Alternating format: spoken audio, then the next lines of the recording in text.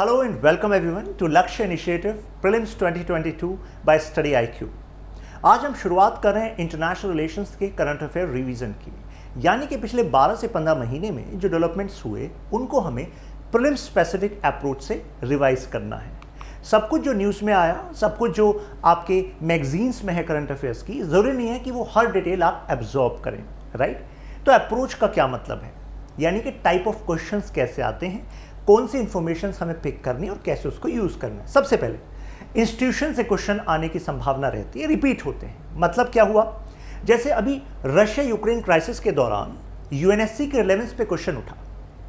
कहा गया कि यूनाइटेड नेशन सिक्योरिटी काउंसिल में जो ये वीटो पावर है, ये एक तरीके से यूएनएससी को इनइफेक्टिव बना रही है for actually ensuring peace, right, peace and security.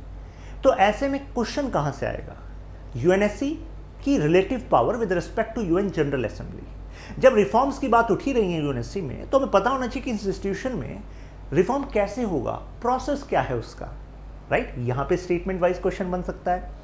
WHO चर्चा में था, क्यों, कोविड की वजह से, राइट, इस पे भी सवाल उठ रहे थे।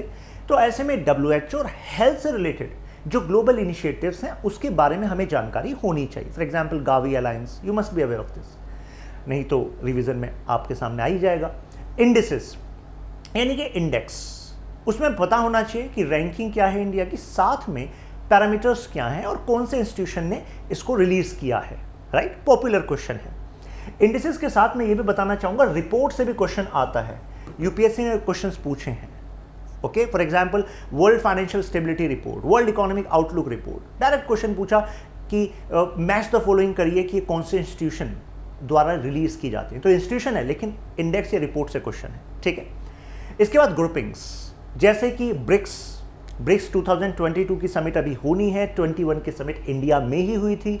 तो क्वेश्चन आ जाता है थीम, मेंबरशिप और कुछ इंपॉर्टेंट डिक्लेरेशन किए गए हों, जैसे कि 2021 में when India was chairing this, then Delhi declaration was in news, तो दिल्ली डिक्लेरेशन पे एक स्टेटमेंट बना देंगे वो, राइट। इसके अलावा जैसे एससीओ है, शंघाई कोऑपरेशन ऑर्गेनाइजेशन, अफगानिस्तान में जो हुआ हम सब उससे वाकिफ हैं, democracy debatable, right, now Taliban is there. कहा गया कि एससीओ को साउथ एशिया की स्टेबिलिटी में एक अहम रोल निभाना चाहिए। तो अब एससीओ न्यूज में है। अब अहम रोल कैसे, यानी कि अब जो काउंटर टेररिज्म मेजर्स पर एससीओ की एक विंग है वो और ज्यादा मजबूत होनी चाहिए। तो हमें पता होना चाहिए कि एससीओ के कौन कौन से पिलर्स हैं, मेंबर्स कौन हैं, राइट। तो मेजर जो इनिशिएटिव समिट चर्चा में वो हमें पता होना चाहिए। तो इस तरीके से चीज़ों को लिंक करना होगा, राइट। ऐसा नहीं है कि केवल न्यूज़ में कुछ 4-5 लाइंस थी और आपने उसको पढ़ा, आपकी मैगजीन में थी करंट अफेयर की, and you are done with this, कि हाँ अपना हो गया। नहीं, यू हैव टू लिंक, तभी हम अप्रोच की बात कर रहे हैं। इंटरनेशनल प्रोजेक्ट्स जैसे कि connectivity diplomacy, India is focusing very much on that, right. ASEAN act east policy, तो जो जहाँ हमारे प्रोजेक्ट है, for example Kaladan multi modal project, right, India Myanmar Thailand trilateral project. तो यहाँ से जो क्वेश्चन बनता है, लोकेशन को यूज करके वो क्वेश्चन बना सकता है, राइट। ऑब्जेक्टिव्स से क्वेश्चन बना सकता है, राइट। तो हमें प्रोजेक्ट्स पे ध्यान देना होगा, ठीक है। Pacts agreements, for example UAE and India, CEPA was in news, right, comprehensive economic partnership agreement. तो हमें पता होना चाहिए कि सेपा है क्या, सबसे पहली बात, यूएई के साथ साइन क्यों किया, क्या हमारे ऑब्जेक्टिव है नियर फ्यूचर में, क्या हमने कुछ डेट वगैरह रिलीज करी है कि हम $100 बिलियन तक ट्रेड को करना चाहते हैं, अभी क्या ट्रेड है। जब भी ऐसा कुछ पैक्ट और एग्रीमेंट की बात हो और बायलैटरल एग्रीमेंट की बात हो, तो साथ में अभी क्या स्टेटस है उस पर भी हमें ध्यान देना चाहिए, क्योंकि यूपीएससी वहां पर भी खेल जाती है, राइट, कि अभी क्या स्टेटस। जैसे एक्सपोर्ट में, what is the relationship between UAE and India in terms of export, यानी कि यूएई की कौन सी रैंकिंग है when it comes to trade with India या export from India in UAE, समझ रहे हैं आप। इसके बाद इंटरनेशनल लॉज, वहां से क्वेश्चन आ जाता है, जैसे कि ईईजेड, साउथ चाइना सी में इशू चल ही रहा था, east China sea Senkaku island का इशू चल रहा था, तो यूएन क्लॉज न्यूज में था, united nation convention of law of seas. एक दो बार यूपीएससी ने क्या किया कि किसी इंटरनेशनल लॉ के चार्टर या आर्टिकल को एक स्टेटमेंट में मेंशन कर दिया। जो स्टूडेंट पहली बार प्रीलिम्स दे रहा था उसको लगा कि यार मतलब कि मुझे अब इंटरनेशनल लॉज को भी पढ़ना है, उन आर्टिकल्स को भी पढ़ना है। ऐसा नहीं था। वो इसलिए केवल यूज़ किया क्योंकि उस टाइम पर वो चर्चा में था। फॉर एग्जाम्पल ईस्ट चाइना सी, तो ईस्ट चाइना सी को लेकर सेनकाकू ऑब्लिक डियायू आइलैंड्स को लेकर जो डिस्प्यूट था, अब उसमें आर्टिकल 121 वॉज इन न्यूज़, जो कहता है कि अगर कोई रॉक अनइनहेबिटेड है यानी कि वहाँ लोग नहीं रहते, तो उस बिहाफ पर आप EEZ कैलकुलेट नहीं कर सकते कि यहाँ से आप 200 नॉटिकल माइल को मानेंगे कि आपके देश का एक्सक्लूसिव इकोनॉमिक जोन है। तो इस पूरे डिस्कशन से, अप्रोच से आपको पता क्या लगा? यानी कि international relations are not just about actually reading some detail कि अभी अभी क्या हुआ, राइट? नहीं, करना क्या है कि किस तरीके से क्वेश्चन आते हैं और उसी इंफॉर्मेशन को हमें फैच करना है। क्लियर है बात? चलिए शुरुआत करते हैं फर्स्ट टॉपिक। सब टॉपिक वाइज बात करेंगे। जैसे China's new sea rail road link, it was in news, ठीक है। हमारे लिए इंपॉर्टेंट क्या है कि भाई ये कहाँ से होकर जा रहा है, ठीक है। और इसके अलावा क्या ऐसे और भी कोई लिंक्स हैं, उनको भी स्टेटमेंट में डाल के क्वेश्चन पूछा जा सकता है। सबसे पहले तो इसकी बात करिए, name China Myanmar new passage, यानी कि चाइना और Myanmar, right, linking western China with Indian ocean. ये चाइना का वेस्टर्न पार्ट है।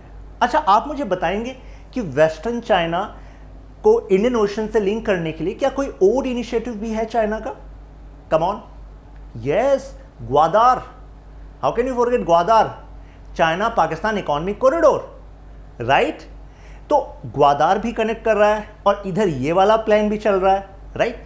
तो अगर वो इंडियन ओशन से लिंक करने की बात करता है तो चलिए आपको दो बातें पता लग गई, यानी कि चाइना म्यांमार न्यू पैसेज, जो कि यहां पर चेंगडू से लेकर और यहां पर यंगून तक आ रहा है, तो यानी कि एक इंडियन ओशन में उनका आउटलेट हो जाएगा। और उधर वो ग्वादार से इधर यानी कि अरेबियन सी में उनका एक आउटलेट हो जाएगा। लेकिन ये फोकस कर क्यों रहा है China? China is also aware कि एक एनसर्कलमेंट स्ट्रेटजी यानी कि काउंटर टू चाइना स्ट्रेटजी चल रही है। Many powers are actually shaking hands, joining hands together कि हम साउथ चाइना सी में, ईस्ट चाइना सी में जो चाइना रूल बेस्ड ऑर्डर को साइडलाइन कर रहा है, यूनिलेटरली अपने स्टेक्स को बढ़ा रहा है, तो वैसा ना हो, ऐसा वर्ल्ड पावर्स कर रही हैं। तो चाइना को चाहिए कि अगर कभी भी साउथ चाइना सी, ईस्ट चाइना सी में अगर उसको घेरने की कोशिश की जाए, तो ऐसे में जो उसका ट्रेड है वो स्मूथली चलता रहे, तो उसके लिए उसको दूसरी दिशा चाहिए, यानी कि यहां से डायरेक्ट वो अफ्रीका, यूरोप में ट्रेड को जारी रख सकता है, राइट। चाहे वो एरिया में उसको कभी प्रॉब्लम आ जाए, अगर वहां कन्फ्लिक्ट रेज हुए तो भी उसका ट्रेड जारी रहेगा। दूसरी बात, वेस्टर्न पार्ट जो है वो ईस्टर्न पार्ट के मुकाबले अभी डेवलपमेंट वहां पर आना है, राइट। क्योंकि अगर आप मेजर उनके कमर्शियल सेंटर्स देखेंगे, जैसे आपका Shenzhen, Guangzhou, right, Fujian province, right, Beijing, Shanghai, तो हम ये सब इधर देखते हैं, राइट। और चाइना को चाहिए कि स्टेबिलिटी एंड प्रोग्रेस इधर भी आनी चाहिए। तो यानी कि इस तरीके से हम मान सकते हैं कि ये प्रोजेक्ट चाइना के लिए इंपॉर्टेंट है, राइट। न्यू तो कनेक्ट क्या करता है? Chengdu China and Yangon Myanmar. ये लोकेशन को ध्यान रखिएगा क्योंकि एक स्टेटमेंट जो आएगी वो स्टेटमेंट ऐसे आ जाएगी, ठीक है। Logistic line Singapore Myanmar China, जैसे सिंगापुर आपका मलक्का पर है, वहां पर ये कनेक्ट कर लेगा। कनेक्ट कैसे कर लेगा?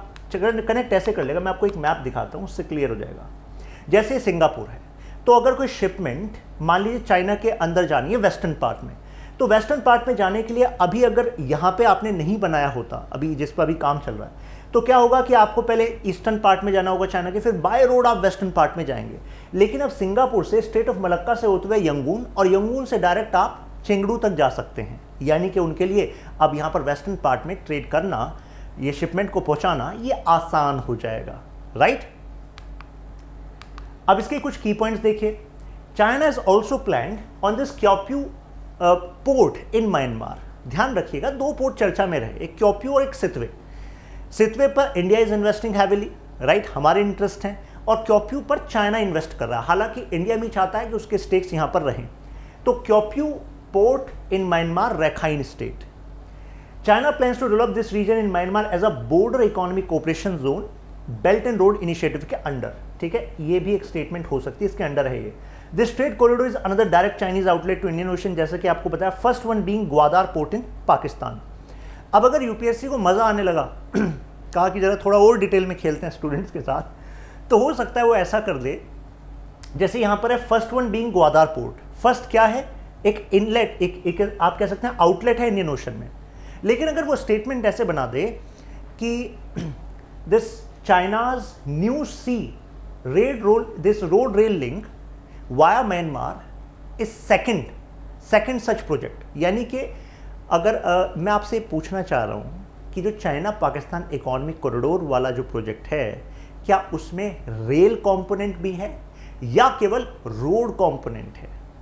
क्योंकि मोड जो है कनेक्टिविटी का, उसके बेसिस पर जो नेम है प्रोजेक्ट का वो चेंज हो जाता है। तो जैसे यहां पर है ये रोड रेल लिंक है जो कनेक्ट कर रहा है सी से, तो वो मुझे बताइए वो रोड सी लिंक है या रेल रोड सी लिंक है?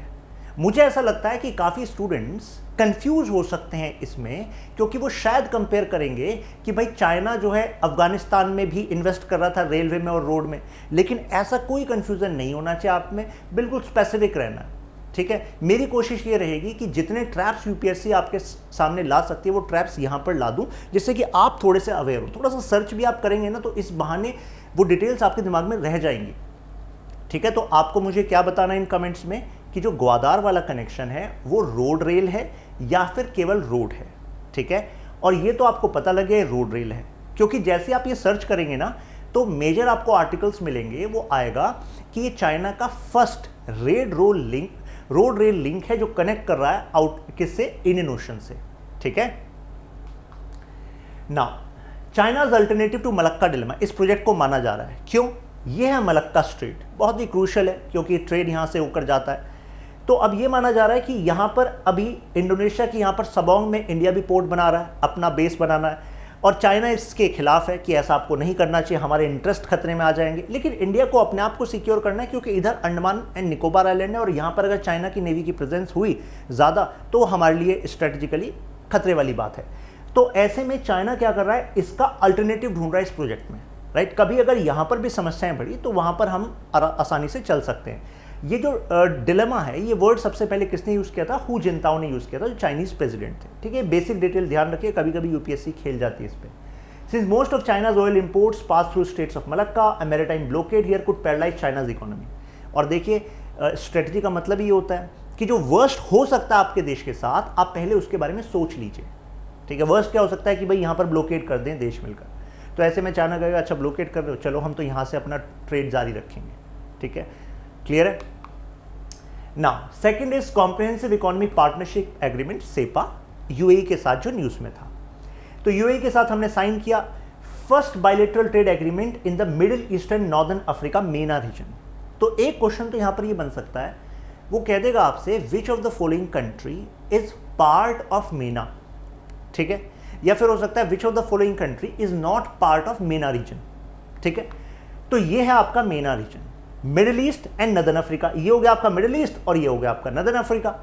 ठीक है, तो यानी कि एक बार इस मैप को देख लीजिए और इसके बाद कुछ नेमोनिक रख लीजिए। जैसे ये मोरक्को है, um, Algeria, Tunisia, Libya, Egypt, Sudan. इधर आपका फिर पैलेस्टाइन, जॉर्डन, सीरिया, इराक, ये आपका मिडिल ईस्ट वाला पार्ट पूरा हो गया। ठीक है, बहुत आसान है। मिडिल ईस्ट वाला मैप इतना बार यूपीएससी ने यहाँ से आसपास से क्वेश्चन पूछा है, सीरिया से क्वेश्चन पूछ चुका है, ब्लैक सी से क्वेश्चन पूछ चुका है, इसके ऊपर से क्वेश्चन पूछ चुका है, कुछ चर्चा में था उस टाइम क्रीमिया की वजह से। तो इस मैप को बिल्कुल दिमाग में ध्यान रखना है। ठीक है, one of the primary objective अब क्या है, क्या कहा था मैंने आपको? सेपा अगर कोई भी एग्रीमेंट की बात करें तो देखा कुछ प्राइमरी ऑब्जेक्टिव है क्या, कोई detail. Increasing the bilateral non oil trade to $100 billion in next 5 years। ठीक है, अब वो क्या कहेगा आपसे कि इसका टोटल जो क्या कहते हैं टारगेट है, यूपीएससी कह देगी कि इंडिया यूएई के जो क्यूमुलेटिव ट्रेड है उसको हमें $100 बिलियन करना है इन नेक्स्ट 5 years। मुझे बताइए स्टेटमेंट ट्रू होगी कि फॉल्स होगी? अरे स्टेटमेंट फॉल्स होगी, कारण क्योंकि क्यूमुलेटिव ट्रेड का मतलब है टोटल ट्रेड का टारगेट है 5 साल में $100 बिलियन करना, टोटल नहीं, नॉन ऑयल ट्रेड। समझ रहे हैं बात को? तो इस वजह से ऐसी डिटेल्स के ट्रैप में आपको नहीं आना है। ठीक है, क्लियर है बात? Now UAE is India's third largest trade partner after USA and China and the second largest export destination. Clear? Now let's talk about AUKUS. चर्चा में था AUKUS, right, counter to China strategy. तो members कौन है AUKUS के? यहां से पता लग रहा होगा आपको, ऑस्ट्रेलिया, यूके एंड यूएस, यानी कि 3 nations are part of AUKUS. ठीक है, अच्छा अगर मैं आपसे पूछूं ये ऑकस और क्वाड, इनमें डिफरेंस क्या है? क्योंकि यूपीएससी ने तो मेंस में यहाँ से क्वेश्चन पूछा था, लेकिन अभी हमारी अप्रोच प्रीलिम्स स्पेसिफिक है, राइट। तो हम उन्हीं डिटेल्स पे खेलना है हमको। US, UK, Australia announce the new trilateral security partnership in Indo Pacific region, right, named AUKUS, Indo Pacific. Under it, US, UK will help Australia deploy nuclear-powered submarine in Pacific Ocean, right? Interest को secure करने के लिए advance. अब ध्यान रखिएगा, वो क्या कर सकता है, वो कह देगा कि ये एक फीचर है ऑकस का, ठीक है, कि यूएस यूके हेल्प करेंगे ऑस्ट्रेलिया को. तो यस, ये फीचर है, इसको ध्यान रखिएगा. ऐसा मत सोचिएगा कि अच्छा यूपीएससी शायद आप चेक कर रही है कि ऐसा फीचर भी हो सकता है. क्या फीचर है? Quad is not a security grouping but AUKUS bring security adjunct to Quad, ठीक है. ये सिक्योरिटी वाला नहीं है, लेकिन ये सिक्योरिटी वाला है, यानी कि मिलिट्री अलायंस है, वो मिलिट्री अलायंस नहीं है, ठीक है. 3 countries are already sharing extensive intelligence through Five Eyes Alliance. तो ऐसा भी हो सकता है वो ऑकस से क्वेश्चन पूछे. अब क्योंकि ये भी चर्चा में था, तो आपसे पूछ ले कि एक स्टेटमेंट बना दे और उसमें कह दे कि 5 Eyes Alliance के ये मेंबर्स हैं, राइट. वो कह देगा कि ऑकस कंट्रीज प्लस कनाडा, बस plus Canada is also part of this 5 Eyes Alliance, right. तो है क्या? सबसे पहले तो 5 Eyes Alliance है क्या कि ये इंटेलिजेंस शेयरिंग एक प्लेटफॉर्म है. एक तरीके से ये मान लीजिए कि कहने का मतलब ये है कि कोल्ड वॉर के दौरान इन देशों ने सोचा ऑकस प्लस CN क्यों? कनाडा एंड न्यूजीलैंड, CN 2 देश और ध्यान रखिएगा. तो इन्होंने सोचा कि अपनी इंटेलिजेंस को शेयर करेंगे, जिससे कि किसी भी देश को कोई खतरा हो तो दूसरे देश की इंटेलिजेंस एजेंसी के पास कोई इन्फॉर्मेशन है तो वो काम आ जाएगी, राइट. तो alliance was created during cold war. ऐसी भी एक स्टेटमेंट हो सकती है. इंटेलिजेंस शेयरिंग एग्रीमेंट है, ध्यान रखिएगा. ऐसी डिटेल्स पे यूपीएससी खेल जाता है, राइट ना. India ASEAN connectivity partnership. अब कनेक्टिविटी पर मैंने आपको कहा था विशेष फोकस है यूपीएससी का काफ़ी टाइम से. जो प्रोजेक्ट्स इस एरिया में हमें पता होना चाहिए, जैसे India Myanmar Thailand trilateral highway. तो कनेक्ट किसको कर रहा है? ये है Moreh Indian part and this is Mae Sot in Thailand, right, via Myanmar. तो it connects Moreh India, Mae Sot Thailand via Myanmar. और क्या प्लान चल रहा है? हम प्लान कर रहे हैं कि मोटर व्हीकल एग्रीमेंट भी होगा इंडिया म्यांमार थाईलैंड के बीच में, यानी कि IMT-MVA. Trilateral highway can be extended to Cambodia, Laos and Vietnam. ये हमारा लॉन्ग टर्म प्लान है. तो यानी कि जो इंडिया की एक्ट ईस्ट पॉलिसी है उसको सर्व कर रहा है ये एक प्रोजेक्ट, कनेक्टिविटी डिप्लोमेसी, ठीक है. तो ऐसा भी कर सकता है कि India Myanmar Thailand trilateral highway project is one component of India's act east policy. Clear है बात? नेक्स्ट है कालादान मल्टी मॉडल प्रोजेक्ट. अब इसको कालादान क्यों कहा? कालादान रिवर की वजह से. मल्टी मॉडल क्यों कहा? क्योंकि मल्टी मोड है, यानी कि यहां से जो कनेक्टिविटी है वो सी, रोड एंड रिवर तीनों से है. तो लोकेशन भी पता होनी चाहिए. तो इनिशिएटेड बाय इंडियन गवर्नमेंट, ये ध्यान रखिएगा, एंटायरली फंडेड बाय इंडिया. समझ रहे हैं बात? जबकि यहां एंटायरली फंडेड नहीं है, तीनों देश पैसा देंगे. अब आप कहेंगे यार यहां हम क्यों दे रहे हैं? अभी पता लग जाएगा आपको. Connects Kolkata India to Sittwe and Paletwa in Myanmar. ध्यान रखिएगा, इंडिया की साइड पे तो Kolkata and Sittwe and Paletwa, these are the part of Myanmar. Alternative route through Myanmar for the transportation of goods to the north east region. अब आपको समझ में आ जाएगा. जरा देखिए, अगर मैं कोलकाता से मान लीजिए यहाँ पर त्रिपुरा में या मिजोरम में कोई हमें प्रोडक्ट्स को पहुँचाना है, तो you have to go all the way through this Siliguri corridor. तो यानी कि आपका टाइम भी लगेगा, कॉस्ट लगेगा, राइट. तो यहाँ पर जो प्रोडक्ट्स हैं पहुँचते पहुँचते काफ़ी महंगे हो जाएंगे, तो ट्रेड के लिए अच्छा नहीं है. तो ऐसे में अगर कोलकाता पोर्ट से हम यहाँ पर पहुँचे सितवे पोर्ट, और सितवे पोर्ट से पलेटवा, और इसके थ्रू हमने यहाँ पर डायरेक्ट कनेक्ट कर दिया मिजोरम में, तो आपको नहीं लगता कि इससे हमारे ही देश को फ़ायदा होगा? नॉर्थ ईस्ट रीजन में स्टेबिलिटी लाने के लिए वहाँ पर ट्रेड को बढ़ाना होगा, राइट, जॉब्स क्रिएट करनी होगी. तो ऐसे में हमें इसका बड़ा फ़ायदा मिलेगा, राइट. तो ये ध्यान रखिएगा, ये लोकेशन, ठीक है. Now Mekong India cooperation economic corridor. Mekong एक टाइम पर फेवरेट टॉपिक माना जाता था यूपीएससी का, और यूपीएससी ने मेकॉन्ग गंगा कोऑपरेशन से क्वेश्चन भी पूछ चुका है. ये क्वेश्चन देखिए जरा. In the Mekong Ganga cooperation 15 का क्वेश्चन है. An initiative of 6 countries which of the following are not participants. पूछ रहा है डायरेक्ट कि पार्टिसिपेंट कौन नहीं है. ये आपको दे दिया. तो यानी कि आपको कुछ नेमोनिक ध्यान रखना पड़ेगा ऐसे ग्रुपिंग्स का, जैसे कि ये ICL-MTV. तो बेसिकली 6 कंट्रीज हैं. तो सी से यहाँ कंबोडिया है, यहाँ पे चाइना दे रखा है, यानी कि चाइना तो पार्ट नहीं होगा. तो कहने का मतलब ये है कि मेकॉन्ग से इस तरीके से क्वेश्चन आए हैं. लेकिन अब मैं क्या यूज़ कर रहा हूँ, ये मेकॉन्ग इंडिया इकोनॉमिक कॉरिडोर है. हो सकता है यूपीएससी आपको कंफ्यूज करने की कोशिश करे मेकॉन्ग गंगा कोऑपरेशन में और मेकॉन्ग इंडिया इकोनॉमिक कॉरिडोर में. तो मेकॉन्ग बेसिकली रिवर है, एक ट्रांस बाउंड्री रिवर है जो आपका ये जो साउथ ईस्ट एशिया वाला पार्ट है इसमें एक प्रोमिनेंट रिवर है। पर्पस क्या है इसका हमारा? अनदर आपको कहा कि हमें बेसिकली कनेक्टिविटी डिप्लोमेसी यूज़ कर रहे हैं, हम चाहते हैं इस एरिया में इंफ्रास्ट्रक्चर बूस्ट हो, कनेक्टिविटी बढ़े और उसके बाद हम यहाँ पर ट्रेड बूस्ट करना चाहते हैं। Involve the integration of 4 Mekong countries, Vietnam, Myanmar, Thailand, Cambodia.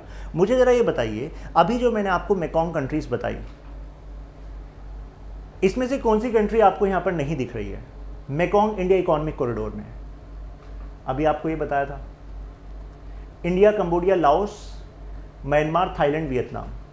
यहाँ पर कौन सी कंट्री आपको नहीं दिख रही है? लाओस देखिए, Vietnam, Myanmar, Thailand, Cambodia, India, Laos नहीं दिख रही है, राइट? तो ध्यान रखिएगा इसको। कनेक्टिंग हो ची मिन सिटी, हो ची मिन सिटी ये रही आपकी वियतनाम, फिर आपकी प्नोम ने आपका कंबोडिया, बैंकॉक आपको दिख गई, थाईलैंड उसके बारे में तो सभी जानते होंगे, म्यांमार, यंगून, राइट? तो कहने का मतलब है ये यहाँ पर कनेक्टिविटी कर रहे हैं हम। पहले हम इंफ्रास्ट्रक्चर को बूस्ट करना चाह रहे हैं, इसको चेन्नई से कनेक्ट करेंगे इंडिया वाले पार्ट में। यूपीएससी क्या खेल जाएगा आपके साथ, वो कहेगा कि हम मेकॉन्ग इंडिया इकोनॉमिक कॉरिडोर में इंडिया साइड से कनेक्ट कर रहे हैं कोलकाता को, ठीक है? ऐसी भूल मत करिएगा, हम किसको कनेक्ट कर रहे हैं? चेन्नई को। यही कुछ डिटेल है जिस पर यूपीएससी चाहता है कि आपकी अटेंशन है कि नहीं। समझ रहे हैं बात? Now US India strategic clean energy partnership. अब ऐसे बेसिकली टॉपिक को देखकर करंट अफेयर में कई बच्चों को लगता है कि यार ये तो ना बोल बचन वाली बात है, क्लाइमेट चेंज, क्लीन एनर्जी, इसमें से क्या पढ़ें, मतलब सब अच्छी अच्छी बातें लग रही हैं, यूपीएससी कैसे क्वेश्चन पूछेगी? तो देखिए, इसमें कोई एजेंडा अगर डिक्लेयर किया गया है, एजेंडा की कुछ डिटेल्स हैं, राइट? तो भले ही आपको बोल बचन लगता है लेकिन वहाँ से क्वेश्चन आ जाता है, और वो ऐसी स्टेटमेंट्स होती हैं जो बहुत ही क्लोज लगती हैं, ऐसा लगता है इसको भी क्यों छोड़ें, राइट? ये भी ऑप्शन सही लग रहा है, दूसरा भी। तो SCEP was launched with US India Climate and Clean Energy Agenda 2030. Partnership announced by Prime Minister Narendra Modi, President Joe Biden, right? मुद्दे की बात ये है, it organizes intergovernmental engagement on the basis of 5 pillars of cooperation. 5 pillars क्या हैं? Power and energy efficiency, responsible oil and gas, renewable energy, sustainable goal and sustainable growth and emerging fuels, ठीक है? ध्यान रखिएगा, emerging fuels, renewable energy, oil and gas, power, तो कुछ common दिख रहा है आपको, यानी कि ये आपको फोकस इसमें एनर्जी पर दिख रहा होगा, राइट? यानी कि अगर आप ये वाले ऑप्शन को छोड़ दें, 4th को छोड़ दें, तो बाकी 1, 2, 3 और 5 को देखिए जरा, ये याद करने का तरीका बता रहा हूँ आपको मैं, इसको छोड़ दीजिए। बाकी का आपका टिल्ट ये एनर्जी वाला नहीं है क्या? Oil and gas, energy, power energy, efficiency, renewable energy, emerging fuels, right? Sustainable growth. तो कहने का मतलब है इस तरीके से ये पिलर्स वाले जो क्वेश्चंस हैं वो आसान हो जाएंगे आपके लिए, ठीक है? ऐसी टेक्निक दिमाग में आ जाएगी जब यूपीएससी क्वेश्चन पूछेगी। यूएस इंडिया एजेंडा 2030 पार्टनरशिप, अब यहाँ पर वो क्या करेगा, वो एग्रीमेंट से लिंक कर देगा, ठीक है? हो सकता है यहाँ पे कोई और दे दे, वो कह देगा कि US India agenda 2030 partnership is connected to कोई और एनवायरमेंट की प्रोटोकॉल बता देगा, ठीक है? बता देगा मॉन्ट्रियल और समथिंग, लेकिन आपको ध्यान रखना पेरिस एग्रीमेंट, ठीक है? क्योंकि Paris agreement is the comprehensive step, right? कोई एनवायरमेंट की प्रोटोकॉल अलग चीज़ होती है और कॉम्प्रिहेंसिव एग्रीमेंट अलग होता है, तो ये ध्यान रखना है कि it is connected to this, ठीक है? हम एग्री करना चाह रहे हैं, इन गोल्स को अचीव करना चाह रहे हैं। हो सकता है वो खेल जाएगा आपके साथ, वो कह देगा COP26, आपको लगेगा यार 2030 का एजेंडा है और जो अपडेट वाली बात है वो तो ये है, पेरिस एग्रीमेंट तो हुआ पुराना, तो आप में से कई लोगों की भावनाएं कहेंगी कि नहीं ये अपडेट वाले के साथ हम जाएंगे, राइट? लेकिन ऐसे साइकोलॉजी के चक्कर में मत पड़िएगा क्योंकि अब आपने ये रिवाइज कर लिया है, ठीक है? The partnership will proceed along 2 main tracks, strategic clean energy partnership, climate action and finance mobilisation dialogue. तो ये इसके 2 पार्टनरशिप के तरीके हैं जिस तरीके से प्रोसीड करेगी। इसके बाद आता है BRICS. 13th BRICS summit India में हुई थी। क्वेश्चन किस तरीके से आता है, एक तो थीम देख लीजिए, BRICS @15, intra BRICS cooperation for continuity, consolidation and consensus, यानी कि 3 C's की बात की गई है यहाँ पर, ठीक है? प्रायोरिटी एरियाज जो हाईलाइट किए गए इंडिया द्वारा, multilateral system, counter terrorism, using digital and technological tools for achieving SDG, enhancing people to people exchange. अब इसमें दिल्ली डिक्लेरेशन की बात हुई और पहली बार ऐसा हुआ कि कहा गया BRICS has taken a collective position on strengthening and reforming multilateral systems, यानी कि जो इंटरनेशनल सिस्टम है it is not actually having equity, you know, this democratic principle is not applied, यानी कि डेवलपिंग और अंडर डेवलप कंट्रीज को fair share नहीं मिल रहा है, फेयर स्टेक्स नहीं मिल रहे हैं इस मल्टीलेटरल सिस्टम में। तो ऐसे में उसको स्ट्रेंथन करने के लिए और रिफॉर्म करने के लिए ब्रिक्स कंट्रीज ने पहली बार एक कलेक्टिव स्टैंड लिया। तो इस लिहाज से आप कनेक्ट करिएगा दिल्ली डिक्लेरेशन की इंपॉर्टेंस को ब्रिक्स से। बाकी ये बेसिक सी बात है कि जो ब्रिक्स का आइडिया है किसने दिया था? ब्राज़ील ने, रशिया ने, इंडिया ने, चाइना ने, साउथ अफ्रीका ने, किसने दिया था? आंसर है किसी ने नहीं दिया था, ये तो किसी और ने दिया था। जिम ओ'नील, ब्रिटिश इकोनॉमिस्ट, उस टाइम गोल्डमैन सैक्स नाम से कंपनी है, उसमें प्रोमिनेंट पोजीशन पर थे। इन्होंने एक आइडिया दिया था कि ऐसा होगा कि अगर ब्रिक नेशंस, BRIC नेशंस एक साथ आ जाएंगे तो they can actually develop themselves as a major economic power, और उनका जियोपॉलिटिकल वेट भी बढ़ जाएगा, क्योंकि साइज, इकोनॉमी, डेमोग्राफी, कितने सारे फैक्टर्स इनके फेवर में चल रहे हैं। तो ऐसे में जब ये कंट्रीज साथ में मिली on the outskirts of this UN general assembly, तो उन्होंने कहा कि यार आइडिया बड़ा अच्छा है, चलो साथ हो जाते हैं। फिर ब्रिक बना, उसके बाद ब्रिक्स आया। तो it was coined in 2001 the term brick, जो अभी आपको बताया। 4 इमर्जिंग इकोनॉमीज की बात की गई थी, BRIC, यानी कि इन्होंने एस की बात नहीं की थी। South Africa was invited to join BRIC in 2010, India was a chair in 2021, और नेक्स्ट कहाँ पर होने वाली है? चाइना में होने वाली है। बेसिक डिटेल है, पता होना चाहिए। इस तरीके से क्वेश्चन डायरेक्ट ब्रिक्स से आया हुआ है, हालांकि ये डिटेल अब आपके काम की नहीं है, पहले आया था ये क्वेश्चन। South Africa was the last to join BRIC. देखिए इस तरीके से मतलब बेसिक क्वेश्चन भी पूछे हैं। फूड इमरजेंसी इन श्रीलंका, हम सब इस बात से वाकिफ हैं, China, Sri Lanka is going through this economic crisis. अब इसमें हमारे काम का क्या है? इस टॉपिक को इसलिए डाला गया है जिससे आप इंटरनेशनल रिलेशंस में अगर आप कुछ चीज़ पढ़ रहे हैं, आप उसको ना सिलॉज में ना पढ़ें। जैसे इसके डिटेल में आपके सामने आया कि एक रीज़न तो टूरिज्म है, एक रीज़न कोविड है, right, global economy slow down है। तो कई सारे कारण हैं जिसकी वजह से श्रीलंका में क्राइसिस हुआ, डोमेस्टिक रीजंस भी हैं। साथ में organic farming, organic only farming वाली जो पॉलिसी है, इसको भी एक रीज़न बताया गया। तो आपके दिमाग में तुरंत क्वेश्चन आना चाहिए कि यार इंडिया में do we have some policy, do we have some scheme, क्या स्कीम है गवर्नमेंट की? सो PKVY, ये जो परंपरागत कृषि विकास योजना है, ये है क्या? तो यानी कि अगर ये न्यूज़ में था तो आपके दिमाग में आना चाहिए परंपरागत कृषि विकास योजना क्या करती है, व्हाट डज इट गिव। तो UPSC खेल जाएगी आपके साथ कि ये 60,000 rupees per hectare per year का सपोर्ट देती है ऑर्गेनिक फार्मिंग के लिए। बताइए स्टेटमेंट ट्रू है कि फॉल्स? जो लोग कह रहे हैं ट्रू है, तो मैं आपको बता दूं, एक तो होता है गलत, एक होता है सरासर गलत। ये सरासर गलत वाली बात हो जाएगी, राइट। तो यानी कि अब सर्च करके इसको देखना है, ठीक है। 50,000 rupees per hectare for 3 year, right, 3 year वहाँ पे बात दी गई है, राइट। और साथ में ये इसी स्कीम का एक कंपोनेंट है PGS, ये पार्टिसिपेशन गारंटी स्कीम क्या है। तो यानी कि इन डिटेल, इन नुएंसेस के बारे में हमें पता होना चाहिए, ठीक है। वो हालांकि वो गवर्नमेंट स्कीम वाले पार्ट से आएगा, लेकिन मुझे लगता है क्योंकि आपको प्रिपेयर होना चाहिए, तो इस वजह से यहाँ ध्यान रखना। जैसे depreciation of currency, so this is an actually impact which Sri Lanka is observing. China की डेट ट्रैप डिप्लोमेसी एक रीज़न है। तो हम्बन टोटा लोकेशन, वो तो बेसिक सी बातें हैं, हम्बन टोटा पता होना चाहिए।